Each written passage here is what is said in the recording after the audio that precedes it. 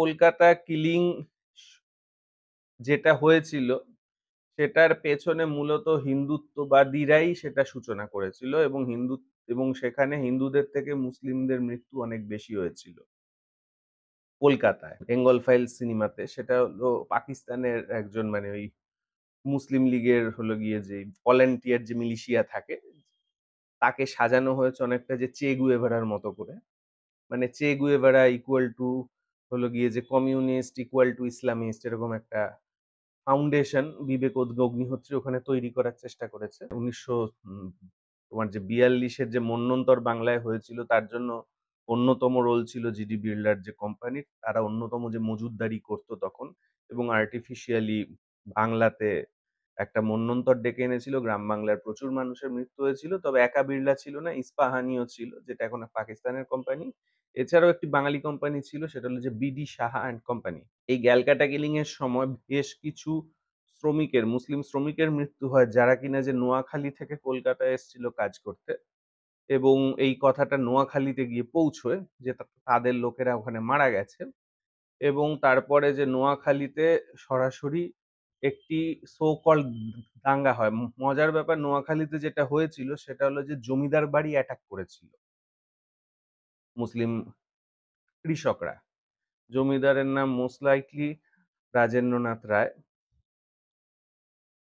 তো অথবা বসু, আমার ঠিক মনে পড়ছে না। তো সেই জায়গাতে প্রচুর পরিমাণে একটি মানে সংঘর্ষ হয় এবং সেখানে জমিদার এবং তার ফ্যামিলির লোকেরা তাদের কাছে গুলি ছিল, তারা কিন্তু গুলি চালিয়ে প্রায় ৫৩ জন মুসলিমকে খুন করে, মুসলিম কৃষককে। মুসলিম কৃষকরা ঘরে ঢুকে সমস্ত জমিদার ফ্যামিলির যে ৩০-৩৫ জনকে হত্যা করে।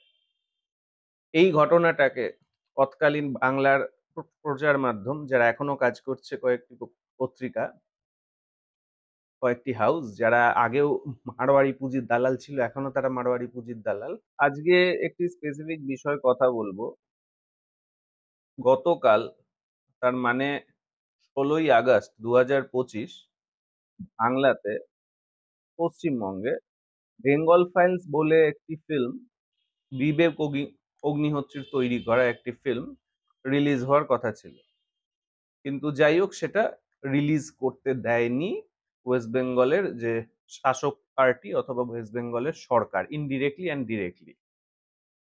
এখন এই যে বিষয়টা যেখানে আমরা দেখলাম যে বেঙ্গল ফাইলস রিলিজ হতে দিল না, কিন্তু এর ফলে কিন্তু কিছু যায় আসবে না, কারণ কিছুদিনের মধ্যে আমরা দেখব টেলিগ্রামের থ্রু দিয়েই হোক কি অন্যান্য ফর্মে হোক এই বেঙ্গল ফাইলস ফিল্মটা কিন্তু মোটামুটি সবাই দেখতে পাবে। সুতরাং আমার ধারণা একে পুরোপুরি ভাবে এইভাবে রিলিজ না হতে দেওয়াটা ভুল। বরং রিলিজ যদি হতে দিত আমরা হয়তো অনেকেই গিয়ে দেখতাম। কেন দেখতাম? কেউ কেউ হয়তো ওটা দেখতো মূলত অ্যান্টি মুসলিম যে প্রোপাগান্ডা হয়েছে গ্রেট ক্যালকাটা কিলিং নিয়ে, সেটা যে ঠিক এটা ধরে নিয়ে। আবার আমাদের মতো কেউ কেউ যেত যে ওখানে গিয়ে দেখতো যে কিভাবে প্রোপাগান্ডা করা হয়েছে এবং আগামী দিনেও কি কি করা হতে পারে সেটা বুঝতে এবং সেই অনুযায়ী যাতে এগুলোকে প্রতিহত করা যায়। বিজেপির যে দাঙ্গা, বিজেপি আরএসএস এর যে দাঙ্গা বাহিনীকে প্রতিহত করা যায় সেজন্য হয়তো আমরা গিয়ে দেখতাম বা ইতিহাসকে কিভাবে তারা বিকৃত করেছে সেটা বোঝার জন্য আমরা হয়তো দেখতাম। ১ নম্বর হলো আমাদের প্রথমে আমার যেটা চোখে পড়েছে সেটা বলছে হলো ২০৫০ সালে একজন মাইনরিটি সিএম হবে। একজন মাইনরিটি পিএম হবে। একজন মাইনরিটি ২০৫০ সালে কি করে পিএম হতে পারে ইন্ডিয়াতে? আজকে ইন্ডিয়াতে হয়তো যে ১৪-১৫% হলো মুসলিম। মানে ২০১১ সালের নিরিখে বললাম। সেটা আজকে বেড়ে ১৮ হতে পারে, এর বেশি তো হবে না। এটা যদি তার মানে প্রতি বছর বাড়তেও থাকে তাহলে খুব বেশি হলে 25% হতে পারে মুসলিম। খুব বেশি হলে। ফলে তাদের এই ধারণাটা ইন্ডিয়ার পিএম হবে এটা অসম্ভব। কারণ ইন্ডিয়াতে মোটেও মুসলিম পপুলেশন খুব হাই নয় এবং এরকম বহু জায়গা আছে যেখানে মুসলিমদের ফার্টিলিটি রেট খুব লো। যেমন ধরা যাক হায়দ্রাবাদ, যেমন ধরা যাক কাশ্মীর, যেমন ধরা যাক কেরালা, এসব জায়গায় অনেকটা কম। এদের থেকে তোমার বিহার, ইউপির হিন্দুদের বার্থ রেট অনেক হাই। সুতরাং এই যে ধারণাটা যে 2050 সালে পিএম নাকি কোনো মুসলিম হতে পারে, কোনো মাইনরিটি হতে পারে। কিন্তু সে মুসলিম যে ভোট ব্যাংকের জোরে মাইনরিটি হবে, মুসলিম কমিউনাল পলিটিক্স সেখানে গুরুত্বপূর্ণ রোল প্লে করবে। এটা হওয়া অসম্ভব। কিন্তু সেটা বলা হলো, সেটাকে মিন করা হলো। দ্বিতীয়ত আমরা দেখলাম যে গ্রেট ক্যালকাটা কিলিং এ অজস্র বিষয় দেখানো হচ্ছে, যেখানে বলা হচ্ছে গোপাল পাঠাকে গিয়ে সবাই বলছে যে যে হিন্দুদের নাকি ধরে ধরে হত্যা করা হচ্ছে। বিষয়টা হলো গ্রেট ক্যালকাটা কিলিং এ কিন্তু সময়টা ছিল যে রমজান মাস। সে সময় মুসলিমরা এমনিতেই খাওয়া দাওয়া কম করে, একটু উপবাসী থাকে। ফলে তারা এমনিতে অনেক উইক থাকে। ফলে সেই সময় তারা সাধারণত কোনো যুদ্ধ করার মতো অবস্থায় থাকে না, কোনো দাঙ্গা হাঙ্গামা করার অবস্থায়। ইনফ্যাক্ট কলকাতা কিলিং যেটা হয়েছিল সেটার পেছনে মূলত হিন্দুত্ববাদীরাই সেটা সূচনা করেছিল, এবং সেখানে হিন্দুদের থেকে মুসলিমদের মৃত্যু অনেক বেশি হয়েছিল কলকাতায়। এর বুনিয়াদ লুকিয়ে আছে এইখানে যে হোসেন সোহরাওয়ার্দী, মহান মহাপ্রাণ যোগেন্দ্রনাথ মন্ডল, শরৎচন্দ্র বসু, কিরণ শঙ্কর রায় এরা ইন্ডিপেন্ডেন্ট একটা সোভারেন বেঙ্গলের সপক্ষে তার ঠিক ১ সপ্তাহ আগে একটা প্রেস মিট করেছিল। এই প্রেস মিটটা জানার সঙ্গে সঙ্গে গুজরাটি মারোয়াড়ি যে পুঁজি এখানে আছে, বিশেষ করে মারোয়াড়ি পুঁজি, বিড়লার সে সময় খুব পাওয়ারফুল ছিল। জিডি বিড়লা ১৯০০ তোমার যে ৪২ এর যে মন্বন্তর বাংলায় হয়েছিল তার জন্য অন্যতম রোল ছিল জিডি বিড়লার যে কোম্পানির। তারা অন্যতম যে মজুতদারি করতো তখন, এবং আর্টিফিশিয়ালি বাংলাতে একটা মন্বন্তর ডেকে এনেছিল। গ্রাম বাংলার প্রচুর মানুষের মৃত্যু হয়েছিল। তবে একা বিড়লা ছিল না, ইস্পাহানিও ছিল, যেটা এখন পাকিস্তানের কোম্পানি। এছাড়াও একটি বাঙালি কোম্পানি ছিল, সেটা হলো যে বিডি সাহা অ্যান্ড কোম্পানি। তো আমি ৩ টে নামই বলে দিলাম। কারণ একজনকে অভিযুক্ত করাটা ঠিক নয়। যে ৩ জনের নাম আছে ৩ জনের নামটাই বলা উচিত। কিন্তু আমাদের কথা হলো সেই সময় যে মারওয়াড়ি পুঁজি যে রাজ করছিল, এখনো রাজ করে, এবং তাদের যে কম্প্রাডর যে বাঙালি পুঁজি যেটা ছিল, এরা পরিষ্কারভাবে ইউনাইটেড বেঙ্গলের এগেইনস্ট এ গিয়ে কলকাতায় অপারেট করে এবং গ্রেট ক্যালকাটা কিলিং ঘটায়। সুতরাং গ্রেট ক্যালকাটা কিলিং এর দায় সম্পূর্ণভাবে এইসব এই মারওয়াড়ি পুঁজির, এবং মারওয়াড়ি পুঁজির যে কম্প্রাডর বাঙালি পুঁজি ছিল, যে দাস অথবা দালাল বাঙালি পুঁজিপতিরা ছিল, যারা তারাই মূলত গ্রেট ক্যালকাটা কিলিং ফিন্যান্স করে, এবং সেখানে মুসলিমদের খুব রোল ছিল না।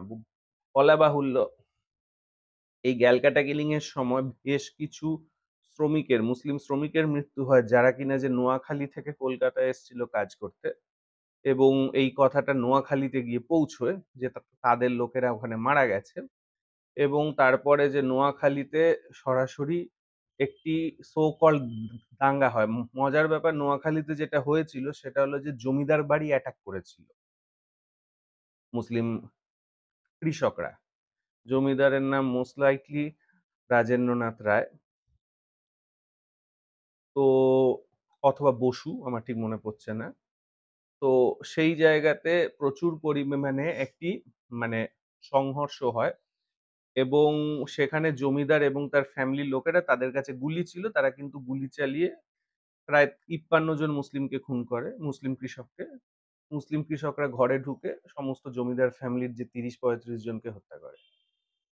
এই ঘটনাটাকে তৎকালীন বাংলার প্রচার মাধ্যম, যারা এখনো কাজ করছে, কয়েকটি পত্রিকা, কয়েকটি হাউস, যারা আগেও মারোয়াড়ি পুঁজির দালাল ছিল, এখনো তারা মারোয়াড়ি পুঁজির দালাল, এরা এটাকে রটাতে শুরু করে হাজার হাজার, ৫০,০০০, লক্ষ লক্ষ মানুষের নাকি মৃত্যু হয়েছে। এবং এই জিনিসটা ছড়িয়ে দিয়ে পূর্ববঙ্গের প্রচুর হিন্দুদেরকে পশ্চিমবঙ্গে মাইগ্রেট করার মতো একটা কন্ডিশন তৈরি করা হয়। আমরা একই জিনিস কিন্তু ২০২৪-এর ৫ই আগস্ট যে বিপ্লব আমরা বাংলাদেশে দেখেছি, তারপরেও আমরা এটা লক্ষ্য করেছি যে এক ধরনের মিথ্যা কথা বলা শুরু হয় যে হিন্দুদের ওপর নাকি নিষ্পেষণ হচ্ছে, যেটা একটুও হচ্ছে না। এবং এটা বলে একটা প্যানিক তৈরি করার চেষ্টা করা হয় পূর্ববঙ্গের হিন্দুদের মধ্যে, বাংলাদেশের হিন্দুদের মধ্যে, যাতে তারা পশ্চিমবঙ্গে চলে আসে। এবং তখন শুভেন্দু অধিকারী বলেছিল, আপনারা বাংলাদেশের হিন্দুরা এখানে চলে আসুন। আমরা ১ কোটি হিন্দুকে এখানে জায়গা দেব। এই যে কথাটা ১ কোটি হিন্দুকে জায়গা দেব, এটা কিন্তু আমরা পরে দেখেছি, অথচ কিন্তু সরকার কিন্তু পাসপোর্ট ভিসার মাধ্যমে কাউকে আসতে দিচ্ছিল না। এখনো দিচ্ছে না। পাসপোর্ট ভিসা অত্যন্ত কম দেওয়া হচ্ছে। কিন্তু আমার কথা হচ্ছিল না পাসপোর্ট ভিসা দেওয়া।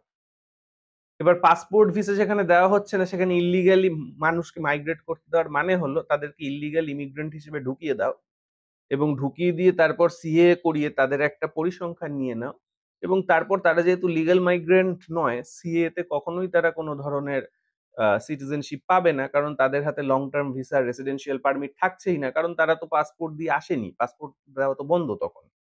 ফলে এদেরকে ইল্লিগাল মাইগ্রেন্ট বানিয়ে তারপর তাদেরকে দাস বানিয়ে দাও। এবার এটা এখনকার স্ট্র্যাটেজি। সেই সময় কি স্ট্র্যাটেজি থাকতে পারে? এটা নিয়ে অনেক ধরনের কথা আছে।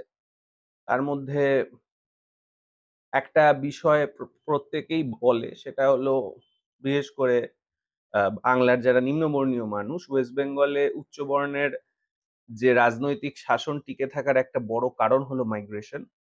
কারণ ৪১ থেকে ৫১ র মধ্যে বাংলাদেশে তোমার হিন্দু পার্সেন্টেজ ফল করে 6%। ছিল ২৮, সেটা হয়ে যায় 22। এটা আমি বলছি ৪১ থেকে ৫১, মানে যখন দাঙ্গাটা ঘটেছিল তার মধ্যে। এবং এইটুকু সময়ের মধ্যে যারা এসছে এরা প্রত্যেকেই যে লিগ্যাল। কারণ এদের কোনো পাসপোর্ট নেওয়ার প্রয়োজন নেই। কারণ ওখানে বলাই আছে ১৯৫১ র পর থেকে ৫২ থেকে যারা এসছে এরা কিন্তু অ্যাকচুয়ালি ইল্লিগ্যাল। এট লিস্ট যে ৫২ র যে ভোটার লিস্টে যাদের নাম আছে তাদেরকে ইল্লিগ্যাল করতে পারবে না। কিন্তু তারপরে যারা এসছে তারা লিগ্যাল। তার মানে ৪১ থেকে ৫১ র মধ্যে যে ৬% এসছে অধিকাংশই উচ্চ বর্ণের হিন্দু। এবং এটা হয়তো একটা বড় কারণ যে অন্যান্য রাজ্যের তুলনায় পশ্চিমবঙ্গে উচ্চবর্ণের হিন্দুদের পপুলেশন শেয়ারটা একটু বেশি। এবং একই সঙ্গে এইজন্যেই হয়তো পশ্চিমবঙ্গ একমাত্র কিছু রাজ্যের অন্যতম যেখানে উচ্চবর্ণের পলিটিক্যাল শাসনটা এখনো চলে। তার মানে হতে পারে এখানে বাঙালি উচ্চবর্ণের একটা ঠান্ডা পলিটিক্স ছিল যে পূর্ববঙ্গের জমিদারি আমাদের হাতে ছিল, কিন্তু জমিদারি উচ্ছেদ করে দেওয়া হয়েছে। বিশেষ করে ইন্ডিয়া অ্যাক্ট থেকে ১৯৩৫ সালের পরে যে গভর্নমেন্ট এসছিল সে জমিদারি উচ্ছেদ করে দেয়।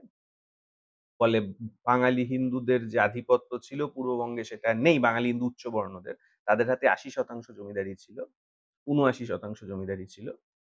তো তারা যখন এখানে চলে আসবে তখন ন্যাচারালি এদের পপুলেশন শেয়ারটা বাড়বে। এবং যেহেতু এখন কিনা যে গণতন্ত্র মানে হলো গিয়ে হতে চলেছে, ৪৬ এ বোঝা যাচ্ছিল ভারত একটা গণতান্ত্রিক দেশ হতে চলেছে। তো সেখানে পপুলেশন শেয়ার এবং ভোট ব্যাংক শেয়ার খুব গুরুত্বপূর্ণ। তো সুতরাং সেই জায়গা থেকে তারা হয়তো মনে করেছিল যে পপুলেশন শেয়ারটা উচ্চ বর্ণটা বাড়িয়ে নিক। কারণ জমিদারি তো আর থাকবে না। এখন পপুলেশন শেয়ারের জোরে চলতে হবে। পপুলেশন শেয়ার বানানোর একটাই উপায় আছে, সেটা নিজেদেরকে একটা জায়গায় কনসেনট্রেট করা। এটা একটা হতে পারে।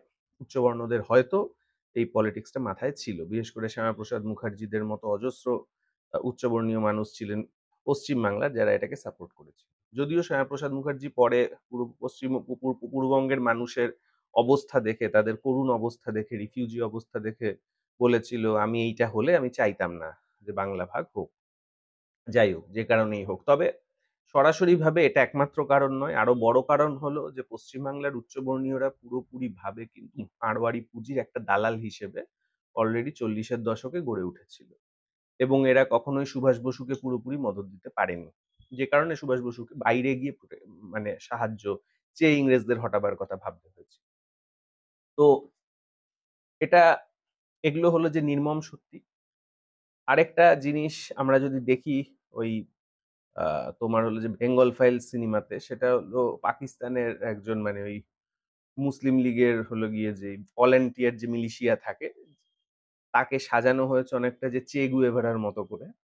মানে চে গুয়েভারা ইকুয়াল টু হলো গিয়ে যে কমিউনিস্ট ইকুয়াল টু ইসলামিস্ট, এরকম একটা ফাউন্ডেশন বিবেক অগ্নিহোত্রী ওখানে তৈরি করার চেষ্টা করেছে।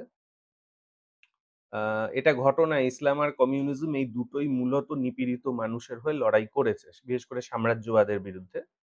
সেটা তোমার ল্যাটিন আমেরিকা, আফ্রিকা থেকে শুরু করে এশিয়া সর্বত্রই একটা সময় ৭০ দশক পর্যন্ত আমরা দেখেছি যে কমিউনিস্টদের বড় রোল ছিল। তারপর থেকে ৮০ র দশক থেকে আমরা দেখেছি ইসলামিস্টদের বড় রোল আছে। সেই হিসেবে দুজনের একটা মিল আছে। কিন্তু পশ্চিমবঙ্গে তারা এভাবে জিনিসটাকে সাজায় না। তারা এভাবে সাজাবার চেষ্টা করে যে কমিউনিস্টরা নাকি ইসলামিস্টদের প্রোটেক্টর। আ যদি এটা হতো খুব ভালো হতো। কারণ রিয়েলিটিতে এটা নয়। আমি বিশ্বাস করি যে এই দুটো শক্তির ঐক্যবদ্ধ হয়ে এই গুজরাটি, মারওয়াড়ি পুঁজি এবং হিন্দিভাষী ভোট ব্যাংক নিয়ন্ত্রিত হিন্দুত্ববাদকে কে প্রতিহত করার জন্য এই ইসলামিস্ট এবং কমিউনিস্ট জোট হওয়া খুব দরকারি। কিন্তু সেটা কখনোই নেই এখনো পর্যন্ত। কারণ সিপিএম পার্টির নেতৃত্বে যখন মানে আমাদের এখানকার যে তথাকথিত কমিউনিস্ট পার্টি ছিল এখানে সিপিএম পার্টি, তারা আমরা জানি যে সরাসরিভাবে প্রচুর পরিমাণে বাঙালি মুসলমান কৃষক উচ্ছেদে কাজে বিশেষ করে রাজারহাট অঞ্চলে তারা অ্যাক্টিভ ছিল। এবং এই সমস্ত জমি-জমা সবকিছু গুজরাটি, মারওয়াড়ি পুঁজিদের হাতে তুলে দেওয়া হয়েছে। তো শ্রেণীবাদের আড়ালে পশ্চিমবঙ্গের কমিউনিস্টরা মূলত এই গুজরাটি, মারওয়াড়ি পুঁজিকে প্রোটেক্ট করার চেষ্টা করে গেছিল। আর যে হিন্দুত্ববাদের আড়ালে গুজরাটি, মারওয়াড়ি পুঁজির একটা তরোয়াল হয়ে বাঙালিকে শেষ করতে এসছে এই এই ভয়ঙ্কর যে হিন্দুত্ববাদ। তাই আমি বলব যে বেঙ্গল ফাইলস দেখতে দেওয়া হোক, সবাই দেখুক। দেখে যে যার ক্রিটিক্যালি এক ধরনের এনালাইসিস যারা করতে পারে তারা করুক। কেউ বলতেই পারে যে অধিকাংশ মানুষ ক্রিটিক্যাল এনালাইসিস করতে পারে না। অধিকাংশ মানুষ জাস্ট দেখবে ওটাকেই সত্যি বলে ধরে নেবে এবং সত্যি বলে তাদের মধ্যে একটা হিন্দু মুসলিমের যে কমিউনাল টেনশন সেটাকে বৃদ্ধি করে দেওয়া হবে। কিন্তু আমার মনে হয় তবু আমরা যদি যে দেখতে না দিলেও তো তারা সেটা নানাভাবে টেলিগ্রাম হোক, মোবাইল মারফত হোক, ইন্টারনেটের যুগে তাদের কাছে চলেই যাবে। আর দেখতে না দেওয়ার জন্য তৃণমূলের সরকারের এগেইনস্ট আরো বেশি অ্যালিগেশন আসবে যে নিশ্চয়ই এটা সত্যি সেইজন্য এটা দেখতে দেয়। তো এই আমি আমার নিজের ব্যক্তিগত ধারণা যে দেখতে দেওয়া হোক। সবাই দেখুক যে যার ক্রিটিক্যাল অ্যানালাইসিস দিক। এটাই মোটামুটিভাবে আমার মতামত। এছাড়াও আমার একটা জিনিস মজা লাগলো যে বিবেক অগ্নিহোত্রী যে গানটা দিয়েছে ব্যাকগ্রাউন্ড মিউজিকে, গানটা শুনে অনেকটা যে বামপন্থী সিনেমার কথা মনে পড়ছিল। কারণ বিবেক অগ্নিহোত্রী নিজেও একজন বামপন্থী মানে বামপন্থী ছিলেন। আ তো আ এই যে বাম থেকে রাম হওয়ার যে প্রক্রিয়াটা মিডল ক্লাস দেখাচ্ছে আমাদের এখানে পশ্চিমবঙ্গেও এই প্রক্রিয়া আমরা দেখেছি যে বাঙালি হিন্দু মিডল ক্লাস আগে বাম ছিল সেখান থেকে সে রাম হয়ে গেছে। তো সেই প্রক্রিয়াটা আমি দেখলাম যে মারাঠিদের মধ্যে অগ্নিহোত্রী একটা মারাঠি টাইটেল। তো মারাঠিদের মধ্যেও যে মিডল ক্লাসের মধ্যেও এই প্রক্রিয়াটা রয়েছে যে বাম থেকে রাম হয়ে যাওয়ার জাস্ট একটা পুটকি দিয়ে আ রাম হয়ে যাওয়ার প্রবণতাটা। যাই হোক আপনারা সবাই ভালো থাকবেন। আমার এটাই মত। আমি আমার মতামতটা ছোটভাবে আপনাদের কাছে আচ্ছা আরেকটা খুব গুরুত্বপূর্ণ জায়গা হলো জাস্ট আমি বলে রাখতে চাই সেটা হলো মিডিয়ার জায়গাটা। মিডিয়া সেই সময়েও কিন্তু যেমন হাজার, হাজার, লাখ, লাখ অথচ সব মিলিয়ে নোয়াখালীতে মারা গেছিল ৮৩ জন। ৮৩ জন মারা গেছে সেটাকে বলা হচ্ছে হাজার, হাজার, লাখ, লাখ। ঠিক এই ২০২৪ এর ৫ই আগস্টের পরে যেরকম হয়েছে। এই যে এগুলো বলে, এই মিডিয়াই কিন্তু নন্দীগ্রামে যখন হত্যা করছিল সিপিএম এর হাদমাত বাহিনী, তখন রিপোর্টিং করছিল না। শুধুমাত্র ২ টো মিডিয়া রিপোর্টিং করেছিল। কলকাতা টিভি যার মালিক এখন হলো গিয়ে যে মোদি সরকার যাকে আরকি যে জেলে পুরে দিয়েছে, কৌস্তব রায় তার নাম। কলকাতা টিভি আরেকটা হলো সেই সময় তারা বাংলা বলে একটা চ্যানেল ছিল। এই দুটো তারা নিউজ বলে একটা চ্যানেল ছিল। কলকাতা টিভি আর তারা নিউজ শুধুমাত্র দেখিয়েছিল। এবং বহু জায়গাতে সিপিএম এর কেবল অপারেটররা এই দুটো চ্যানেলকে বন্ধ করে দিচ্ছিল। যখন গুলিগোলা চলছে, খুনোখুনি দেখানো যাচ্ছে। কারণ দেখানো যেত। কিন্তু সে সময় আ কার যে বড়, বড় সংবাদ মাধ্যমগুলো স্টার আনন্দ যার এখনকার নাম এবিপি আনন্দ, ২৪ ঘন্টা জি, এরা কিন্তু তখন হত্যার হত্যাকাণ্ডের সময় এসব জায়গাতে বিনোদন শিল্প নিয়ে কথা হচ্ছিল। আ তোমার হয় মা নয় বৌমা, মানে শাশুড়ি বউয়ের সিরিয়াল নিয়ে কথা হচ্ছিল। তো এরকম ভাবেই মানে তালকে তিল করা আর তিলকে তাল করা এই সংবাদ মাধ্যমগুলোই ৪৬ সালে কাজ করেছে। তারাই ২৪ এর ৫ই আগস্টে কাজ করেছে। তারাই ২০০৭ এ নন্দীগ্রামের সময় কাজ করেছে। তো এই মিডিয়াকে শেষ করতে হবে।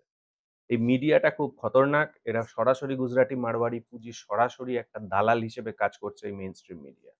মেইনস্ট্রিম মিডিয়াকে শেষ করাটাও একটা অন্যতম কাজ আমাদের হওয়া উচিত। আমরা বিশ্বে দেখেছি যে ট্রাম্পের উত্থানের সময় মেইনস্ট্রিম মিডিয়াকে পুরো ফালা করে দিয়ে কিভাবে অল্টারনেটিভ মিডিয়া মানে ইন্টারনেট অ্যান্ড সোশ্যাল তোমার যে সমাজ মাধ্যম মারফত যে মিডিয়া গড়ে উঠেছিল, এখনো আমরা দেখতে পাচ্ছি আস্তে করে অল্টারনেটিভ মিডিয়া একটু করে যে ন্যারেটিভ সেটিং শুরু করে দিয়েছে।